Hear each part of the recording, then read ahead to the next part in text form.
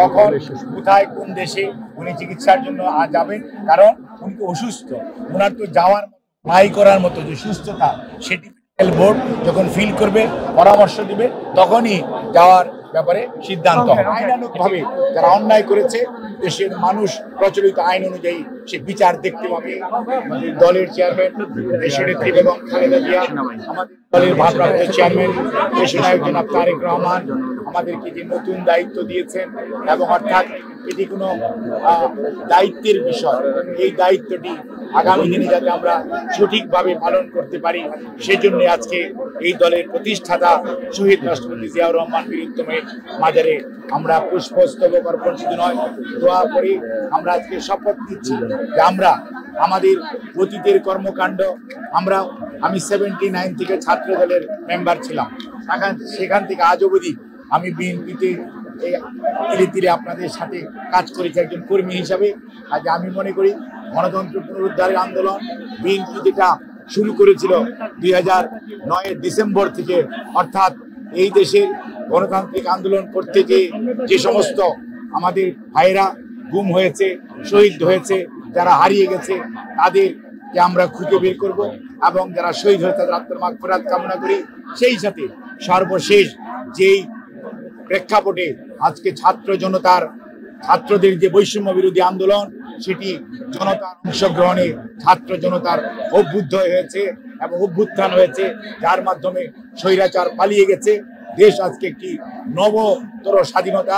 একবার আমরা 16 ডিসেম্বর বিজয় দিবস হয়েছিল, আর এবার সত্যিকার অর্থে 5ই আগস্ট আবার নতুন প্রজন্ম দেখতে পেল, স্বাদ পেল স্বাধীনতা কাকে বলে, কথা বলার স্বাধীনতা, ব্যক্তি স্বাধীনতা, মানবাধিকার থেকে আজকে আমরা সবাই অনেক দূরে ছিলাম।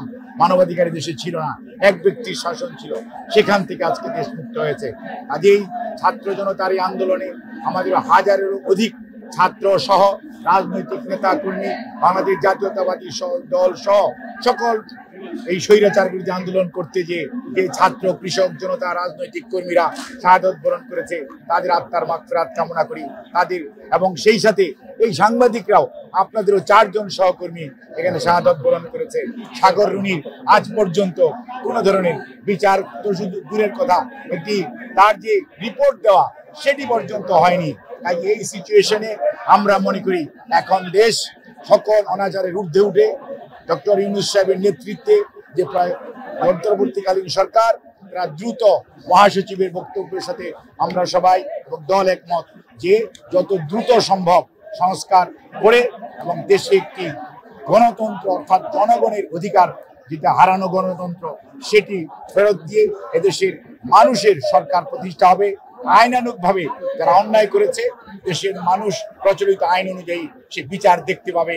তাহলেই কেবল সেই আবু সাঈদ, মুগ্ধরা খবরে যে শান্তি পাবে, তাদের আত্মার খবরে সার্থক হবে। আপনারা 4 তারিখেও টিভিতে দেখাতে পারেন নাই 4 তারিখের ঘটনা কি, 5 তারিখ দুপুরের পর থেকে আপনারা দেখাতে পেরেছেন।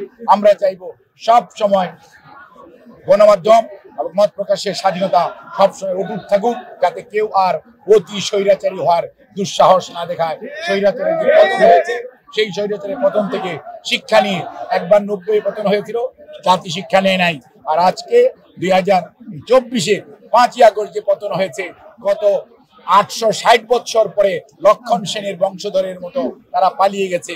আর এইটির পুনরাবৃত্তি বাংলার মাটিতে যাতে আর না হয়, সেই জন্য আমাদের সবাইকে সজাগ থাকতে হবে, ঐক্যবদ্ধ থাকতে হবে। আপনারা দেখতে পাবেন কখন কোথায় কোন দেশে উনি চিকিৎসার জন্য যাবেন, কারণ উনি তো অসুস্থ।